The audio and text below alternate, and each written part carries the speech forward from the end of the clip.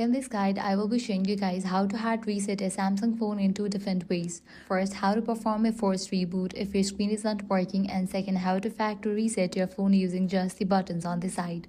If your phone is not responding and you need to force a reboot, hold down the power button and the volume down button at the same time. Keep holding them down and the screen will turn off.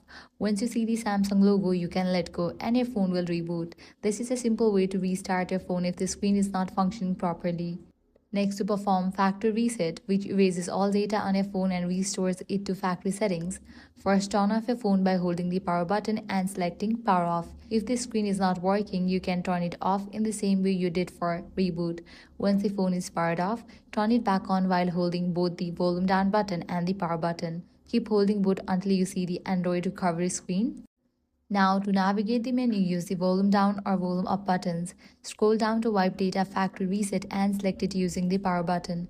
Then scroll down again and confirm by selecting yes to reset the phone.